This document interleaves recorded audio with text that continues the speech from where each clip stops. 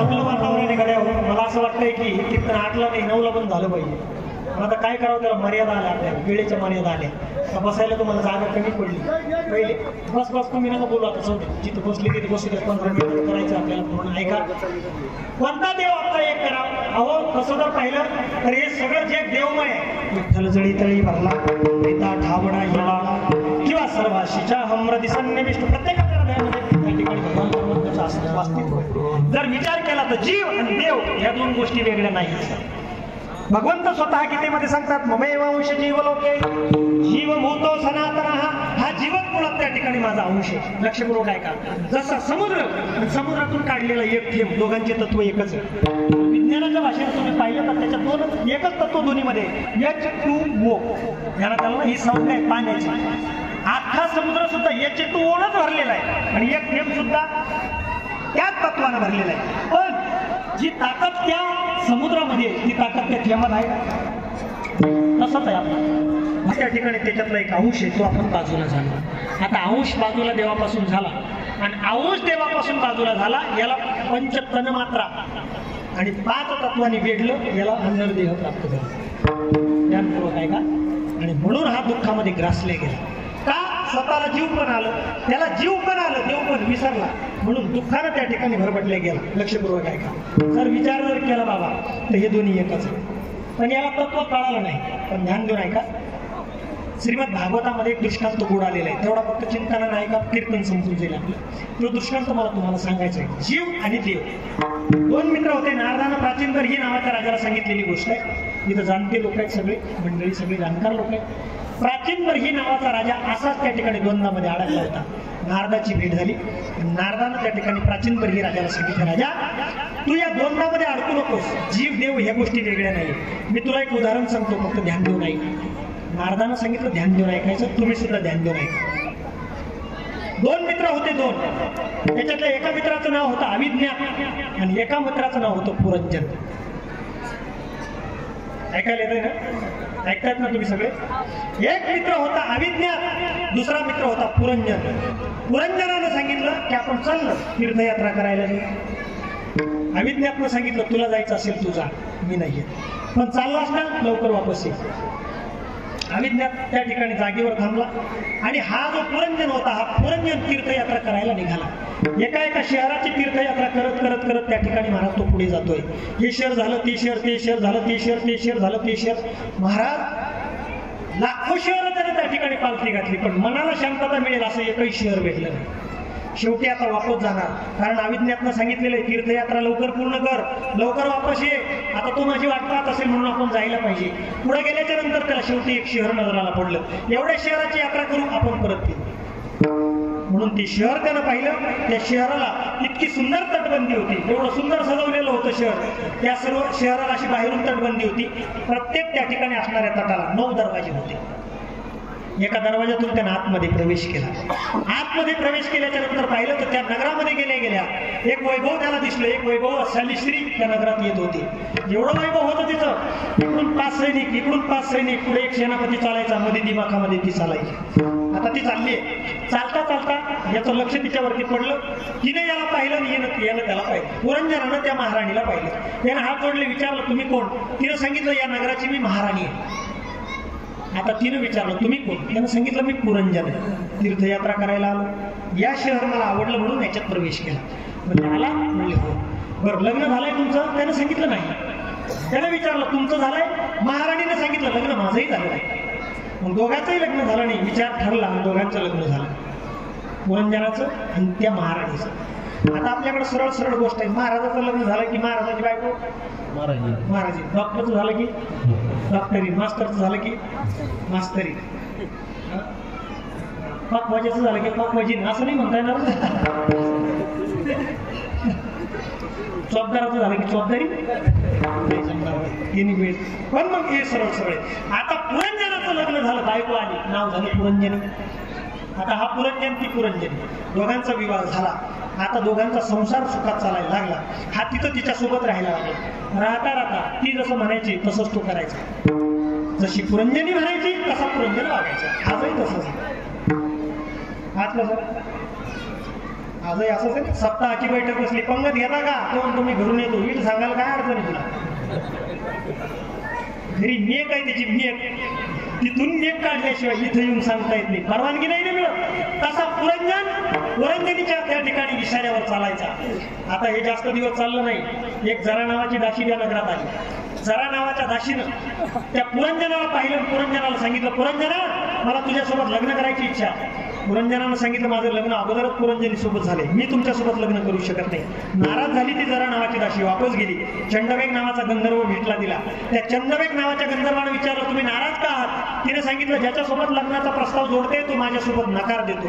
या गोष्टीची नाराजी आहे. त्याने सांगितलं नाराज होऊ नका, मी तुमची मदत करतो. माझ्याकडे 720 सैनिक आहे, त्याच्यातले 360 पांढरे सैनिक आहे, 360 काळे सैनिक आहे. हे घेऊन जा, त्याच्यासोबत लग्न करायचंय, त्याच्यासोबत जबरदस्ती युद्ध करा, त्याला परास्त करा, त्याच्यासोबत लग्न लावून घ्या. प्रसन्न झाली. ते 720 सैनिक घेतले. ती जरा नावाची दाशी पुरंजनाकडे आली, पुरंजनावर आक्रमण केलं. जर तू त्या ठिकाणी मनानं लग्न करत नसेल तर आता मी तुझ्यावरती आक्रमण करून तुला ताब्यात घेऊन लग्न करणार आहे. पुरंजन घाबरला, पळत गेला. पुरंजनीला म्हणायला लागला, पुरंजनी ही दाशी आली आहे, बळजबरीने लग्न माझ्याशी करू इच्छिते, माझी लग्न करायची इच्छा नाही. तिने सांगितलं घाबरू नका, आपल्याकडे सुद्धा सैनिक आहे. तिच्याकडे होते 11 सैनिक आणि तिचे 720 सैनिक. युद्ध सुरू झालं. क्षणार्धात 11 गेले आणि 11 गेल्याच्या नंतर तिनं पुरंजनाला आपल्या ताब्यात घेतलं. बळजबरीनं लग्न लावलं जरा नावाच्या दाशीनं पुरंजनासोबत. आता पुरंजनी राहिली बाजूला, पुरंजन गेला दाशी सोबत. आता लग्न लागलं, पण पुरंजनाच्या डोक्यात एकच विचार होता, माझी पुरंजनी, माझी पुरंजनी, माझी पुरंजनी. आता शास्त्र असं सांगतं, अंते मती सा गती. मरते वेळेला जो विचार डोक्यात असला तो जन्म पुढे घ्यावा लागतो. म्हणजे जन्म घेणे लागेल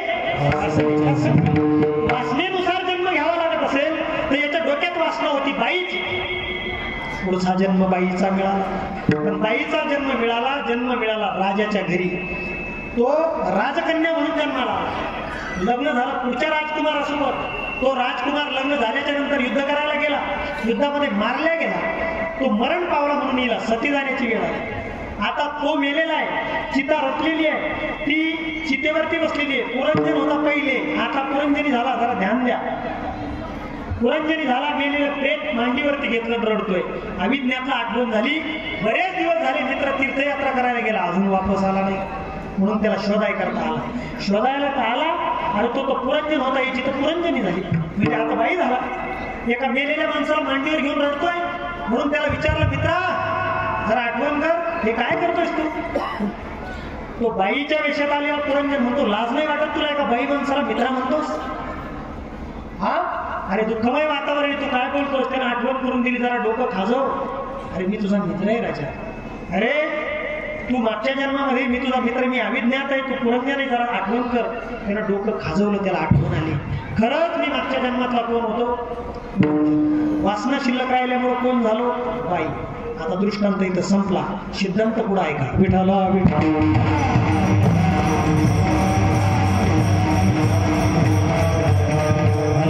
आता नारदाला प्राचीन मर्ही नावाच्या राजानं त्या ठिकाणी प्रश्न विचारला, महाराज कथा सांगितली तुम्ही, मला बरी वाटली, परंतु कथा माझ्या डोक्यात बसली नाही. सुंदर कथा आहे, हे तुम्ही सगळं चरित्र मांडलेत माझ्या पुढे, पण मला हे कळालं नाही. तुम्हाला सुद्धा कळालं?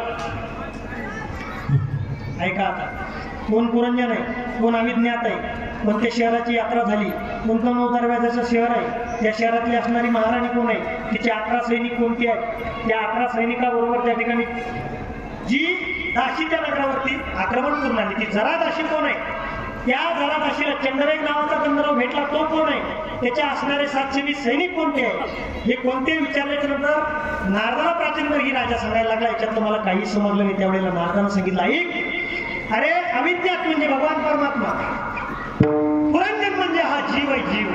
हा जीव तीर्थयात्रा करायला निघाला. कोणते शहर घेतले? अहो, कधी झाड झाला, कधी विंचू झाला, कधी पाल झाला, कधी हरिण झाला, कधी कुत्रा झाला, कधी कोरा झाला.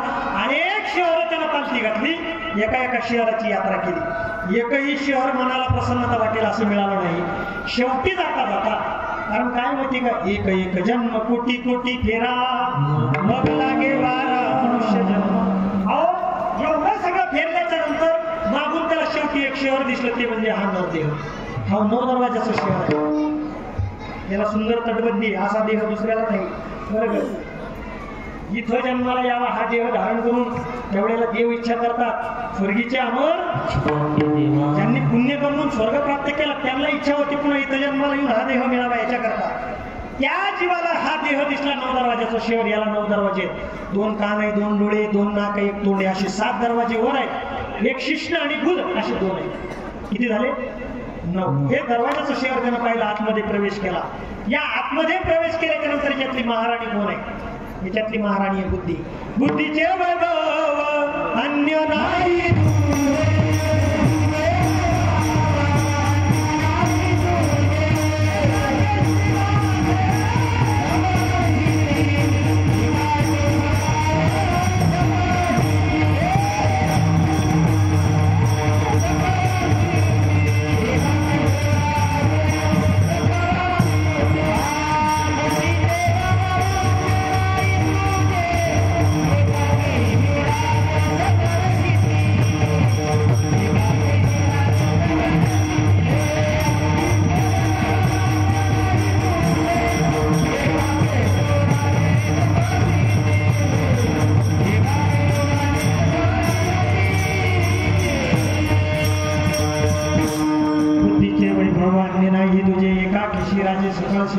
अहो ही वैभवशाली बुद्धी पाहिजे हिचे 11 सैनिक आहे का कोणते 5 ज्ञानेंद्रिय 5 कर्मेंद्रिय हे इकडचे दोन्ही 5 किती झाले 10 झाले 11 वन हा त्या ठिकाणी याच्यातला मुख्य सेनापती मनाजी पाटील देहगावीचा विश्वास कोणी धरू नका त्याचा घात करील नेमाचा पडाल कशी तो पुढे चालतो ही बुद्धीमध्ये चालते या जीवानं पुरंजनानं त्या बुद्धीसोबत लग्न लावलं तिच्या म्हणल्याप्रमाणे वागायला लागला बाजारला गेला सगळा बाजार करून आला बस स्टँडला थांबला पुन्हा बुद्धीत आलं की 1 पिशी आणायची राहिली काही पुन्हा जीव वापस गेला म्हणजे पुरंजन पण आज ऐकतो बायकोच ऐकतो ऐका आता याचं त्या ठिकाणी महाराज लग्न झालं संसार सुरू झाला जीवाचं लग्न लागलं बुद्धीसोबत आता जीव बुद्धीसोबत राहायला लागला लग्न लागलं बरेच दिवस झाले जरा नावाची दाशी आली जरा नावाची दाशी म्हणजे म्हातारपण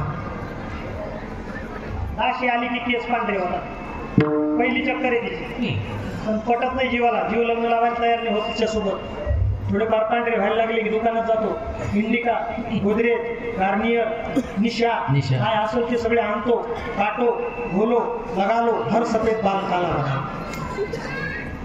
दाशी आली पुरंजनाला आवडली नाही पुरंजनानं लग्न करायला नकार दिला नाराज होऊन गेली चंडवेग नावाचा गंधर्व घेतला चंडवेग म्हणजे संवत्सर आणि या संवत्सराकडं 360 आयन 360 पांढरे सैनिक आहे कोणते कोणते एका वर्षामध्ये 2 आयन एक उत्तरायण एक दक्षिणायन या दक्षिणायन उत्तरायण मध्ये येणार आहे 360 रात्री आणि 360 दिवस म्हणून किती झाले 720 या 720 या 11 म्हणजे 5 ज्ञानेंद्रिय 5 कर्मेंद्रिय सोबत युद्ध केलं गेले ना ते असे संवत्सर उलटत गेले असे काही जणांचे 11 सैनिक आले आतापर्यंत परास्त झाले पुन्हा पुढं अहो या असणाऱ्या चंडवेगासमोर तिथं त्यांचा परास्त झाल्याच्या नंतर या चंडवेगानं त्या म्हातारपणानं म्हणजे चंडवेगानं जरा नावाच्या दाशीच्या हातामध्ये या जीवाला देऊन टाकलं म्हातार झालं आणि म्हातार झाल्याच्या नंतर आपण म्हणतो ना जीवाचा स्वभाव आहे जैसे जीर्ण वस्त्र सांडीजे मग नूतन वेडीजे देहांतराते स्वीकारीजे चैतन्यनाथ अहो तो निघाला जीव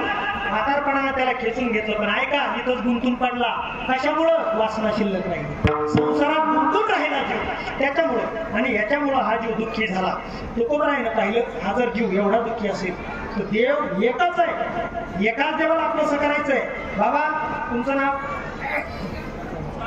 रामचंद्र बाबा इथं रामचंद्र बाबा आहे तुमच्या घरचे लोक तुम्हाला काय म्हणते आहो पोरं तुम्हाला म्हणते बाबा तुमचे भाची तुम्हाला म्हणते मामा तुमचे पुतणे तुम्हाला म्हणते काका बरोबर आहे हे सगळे तुमचे व्याही तुम्हाला व्याही म्हणते बरोबर आहे तुमच्या साडूचे पोर ते काका म्हणते तुम्हाला आता विचार जर केला तर हे काका बी आहे हे आहो बी आहे हे मामा बी आहे हे फुवा बी आहे हे मावसा बी आहे विचार जर केला तर माणूस किती रामचंद्र बाबाचे हेच मामा झाले हेच मावशी झाले हेच काका झाले हेच आवोबी हेच झाले एवढे सगळे झाले माणूस किती एकच आवोबी हेच झाले त्यांचं नाव रामचंद्र बाबा पण हेच रामचंद्र बाबा एवढ्या सगळ्या भूमिका निभावतात लक्षपूर्वक आहे का आता आपण त्याच्या जवळ आहे देवही तसा एकच आहे कुणी त्याला महादेव म्हणतं, कुणी त्याला रामचंद्र म्हणतं, कुणी त्याला त्या ठिकाणी परमात्मा म्हणतं, कुणी त्याला विष्णू म्हणतं, कुणी त्याला पद्माकर म्हणतं. एवढ्या सगळ्या नावानं तुम्ही ज्याला सगळे हाका मारतात, तुकोबरायाने सांगितलं हे जेवढ्या तुम्ही आवाज देणार आहे त्यातले जसे रामचंद्र बाबा एकच, सगळ्या नात्याची एकच ठरतात. त्याला कोणी काका, कोणी मामा, कोणी मावसा, कोणी त्या ठिकाणी भाया, एवढं सगळं जर म्हणत असेल तर तसा देव या ठिकाणी नाना रंगानं नटला. तुकोबरायाने सांगितला तो आपला देव एक करा, आपुला तो एक देव.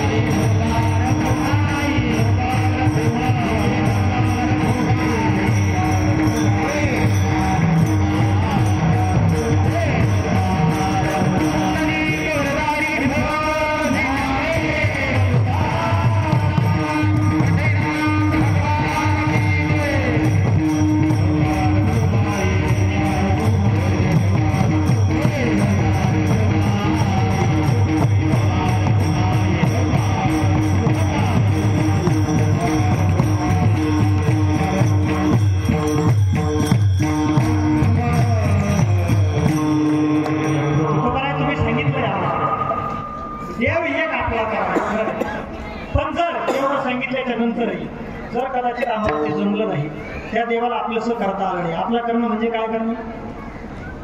आपला या शब्दामध्ये लय मोठी ताकद आहे बघा. आपला या शब्दामध्ये फार मोठी ताकद आहे. आपला स्वैरा, काका, आपला मावसा, आपला म्हणजे याला सख्यपण, भगवंताशी जोडलेलं सख्यपण. जोपर्यंत भगवंतासोबत तुम्ही सख्यपण जोडत नाही तोपर्यंत तो आपला होत नाही. त्याला तुम्ही आपले म्हणू शकत नाही. हे मुख्यत्व कारण आहे तसं. मग तो सख्य भाव भगवंताशी जोडल्याशिवाय, त्याला आपलं म्हणल्याशिवाय त्या ठिकाणी तो महाराज तुम्हाला स्वीकारायला तयार नाही. म्हणून संत म्हणतात त्याचं भजन करताना तो माझा आहे असं म्हणून करावं लागेल.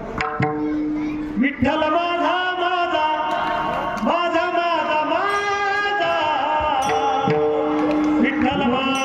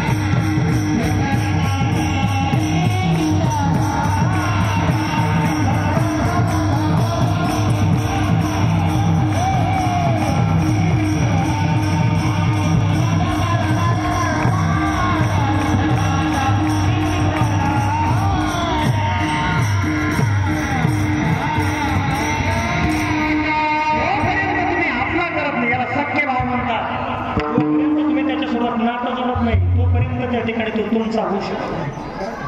ज्या दिवशी तुम्ही त्याचे बनून जाल त्या दिवशी तुमच्यातले सगळे विकार करून क्षण विकाराची बाधा ज्या दिवशी तुम्हाला स्पर्श करणार नाही. समजून घ्यायचं भगवंत आपलासा झाला, भगवंताला आम्ही आपलं केलंय असं केव्हा होईल? ज्या वेळेला तुमच्या शरीरातले असणारे सगळे विकार घडून काम क्रोधादी बाधा त्या ठिकाणी संपुष्टात येतील. प्रमाण पुढे बाबा आता वेळ संपली, वेळ राहिला नाही. आता ऐका, जर कदाचित तुकोबा असं घडलं नाही तर तुकोबा महाराजांनी सांगितलं बाकी गोष्टी जर तुम्ही मिळवण्याचा प्रयत्न केला तर रती माईके दुःखाची एक सोडून इतर गोष्टी हे माईक पदार्थ आहे. आणि या माईक पदार्थ काय तर हे दुःख देणारे ते त्या ठिकाणी प्राप्त करताना सुद्धा दुःख आहे आणि सोडताना सुद्धा दुःख आहे. ही ध्यान गावमारा जर कदाचित तो आपला झालाच, तो भगवंत आपला झालाच, तो भगवंत झाल्याच्या नंतर तो भगवंत आम्हाला काय करतो? अविनाश करी. कारण भगवान परमात्मा कसा आहे?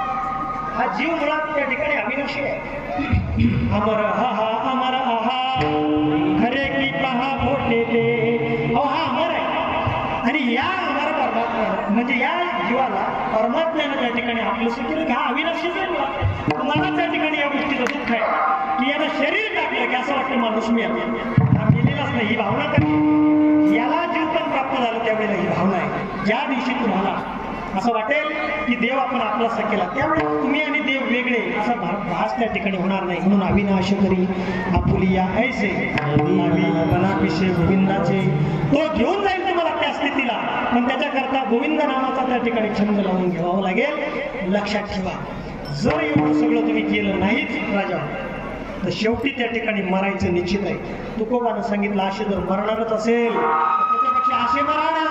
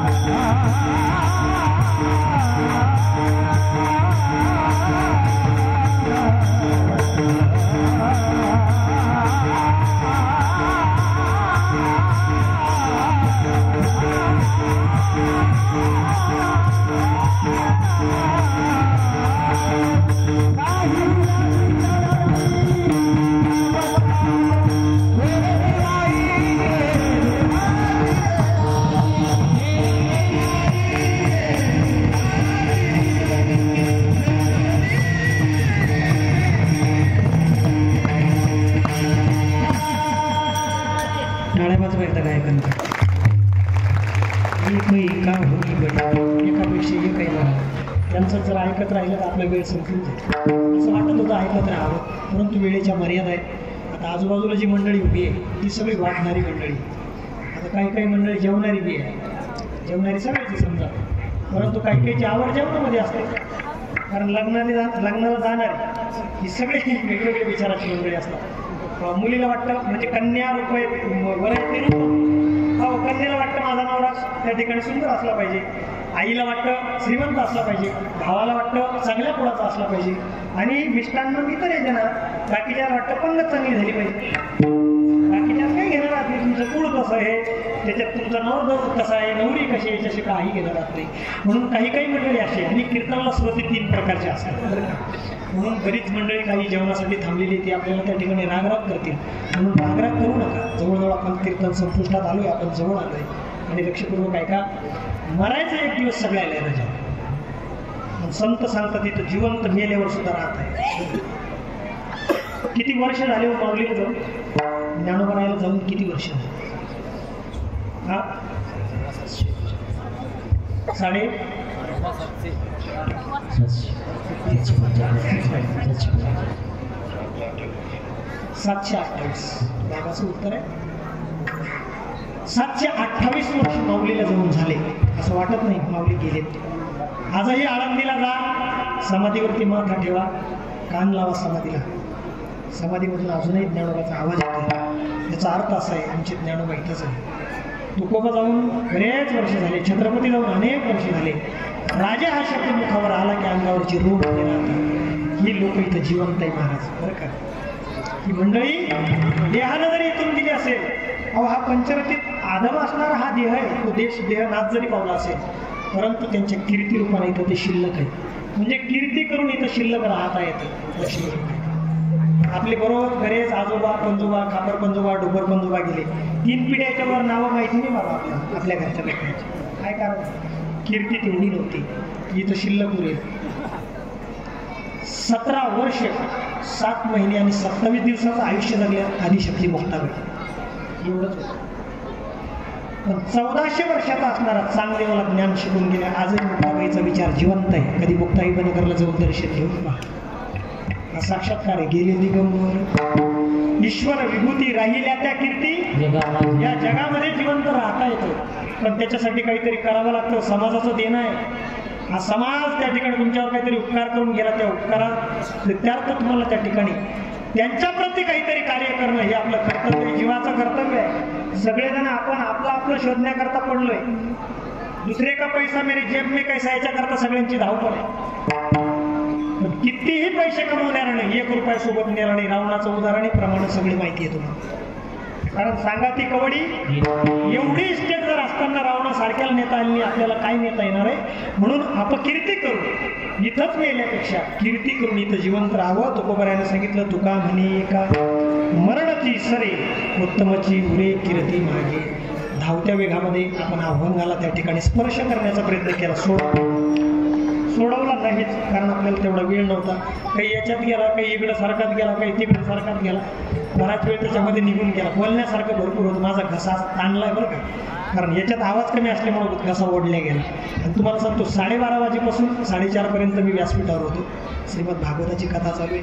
तिथून उतरलो, मला मंडळीचे फोन एवढे चालू होते. साहजिक आहे, एवढं सगळं नियोजन लावलं नंतर बाबाच आला नाही, ही मंडळी तिथं थांबतील ना. आमच्या सुरेश भाऊचा त्यांचे बरेच माऊलीचे त्यांचे सगळ्यांचे फोन आले, महाराज मंडळीची सुद्धा फोन आले. धावत इथपर्यंत आलो. तुम्हाला सगळ्यांना पाहिल्याच्या नंतर थकवा निघून गेला. दुसरी गोष्ट, गणपती बाप्पाचा महोत्सव आहे, गुरुजीच्या मार्गदर्शनाने सगळ्यांचे चेहरे टवटवीत आहे.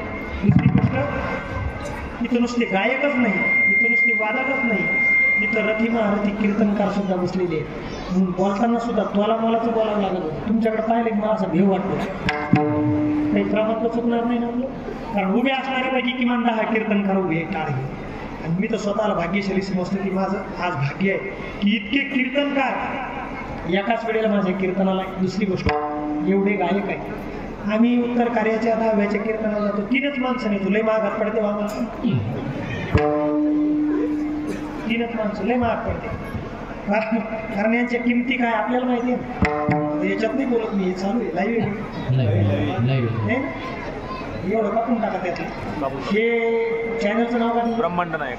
ब्रह्मांड नायक यांचं यूट्यूब चॅनल आहे, जे आता तुमचे आले नसतील कोणी त्यांना सांगा याच्यावर आहे तो कार्यक्रम. मला असं वाटतं त्या चतुर्थीचे प्रत्येक कीर्तन तुम्ही याच्यावर लाईव्ह काही काही कीर्तनकार नाही जोडतात. त्यांचा मला फोन आला होता की बाबा मी येणार आहे, ते घेऊन येणार आहे, आणू का?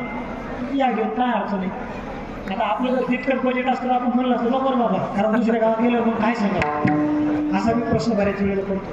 कारण ठरलेले जर नियम असले दुसरं काय सांगावं दुसऱ्या गावात, असे काही काही केलं पंचायत म्हणून लावून येते. आपल्या चॅनलचं नाव काय? हा, म्हणजे धनंजय देशपांडे या नावानं आमच्या गुरुजीचं चॅनल आहे. गुरुजींचा आमचा फार जुना परिचय आहे. सगळी परिचयाची परिसरातली मंडळी आहेत, जवळजवळ तुमच्या 75% गावामध्ये आता कीर्तनं झालेली आहेत आणि सगळे परिचयाची, स्नेहाची, प्रेमाची मंडळी आहेत. एवढं सगळं प्रेम तुम्ही गुरुजीवर करतात, खरं अफाट आहे.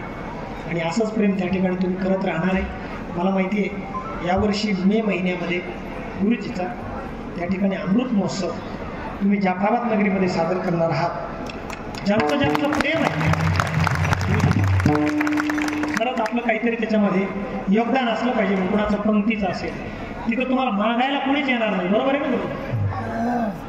कोणीच तुमच्याकडे मागणी करणार नाही, कुठं पावती त्या गोष्टीची असणार नाही. सगळे स्वतः होऊन करणार आहे. असं वाटत असेल आमच्या गावाला एका चांगल्या मार्गावर आणून उभं करणारे महान संत तपस्वी आमच्या गावात जर आले असतील तर त्यांची 75वी साजरी करण्यासाठी माझं सुद्धा योगदान असलं पाहिजे. म्हणून त्याच्यामध्ये ज्याला ज्याला शक्य झालं त्याने सडळ हाताने देण्याचा प्रयत्न करा. जास्तीत जास्त संख्येनं त्या कार्यक्रमाची त्या ठिकाणी शोभा वाढवा. अहो जाफराबाद तालुक्यात आता सगळ्यात मोठा महोत्सव असणार आहे हा. म्हणून या सगळ्या मंडळीने विचार करून तो कार्यक्रम असा ठेवला की कुठल्या गावात कार्यक्रम नसला पाहिजे. तुम्ही उभे, मला असं माहीत पडलं की जर गैरहजर राहिले किती इथे हा वाढवा काय करा 5 होतं ना, 10,000 आहे. 10,000 आहे बरोबर लावला तुम्ही. तुम्हाला माहिती आहे याला एखाद्या 10,000च कीर्तन जर भेटलं ते जाऊ शकतं, बरोबर आहे ना? म्हणून कोणीच कीर्तनाला जाणार नाही, कोणी त्या ठिकाणी आपल्या स्पेशल कार्यक्रमाला जाणार नाही. त्या कार्यक्रमाला सगळ्यांचं योगदान विशेष असलं पाहिजे आणि त्या गुरुजींना आपल्या सगळ्यांचं आयुष्य लागो अशी भगवंताकडे त्या ठिकाणी प्रार्थना करतो. झालेली सेवा वेडी वाकडी जी असेल ती गणपतीरायाच्या चरणावरती समर्पित करतो. आलेले सगळेच वारकरी सगळ्यांच्या चरणावरती नतमस्तक होतो. गायक, वादक, कीर्तनकार, कथाकार, भागवताचार्य, रामायणाचार्य, दोन्ही यूट्यूब चॅनल, प्रत्येक गावातून आलेले तुम्ही सगळे सकल भक्त मंडळी, गावातील असणारे समग्र गावकरी मंडळी, महिला मंडळ, विशेष करून वाढणारी मंडळी, या सगळ्यांच्या चरणावरती ठिकाणी नतमस्तक होऊन गुरुजीला साष्टांग प्रणिपात करून या ठिकाणी माझ्या वाणीला विराम करतो.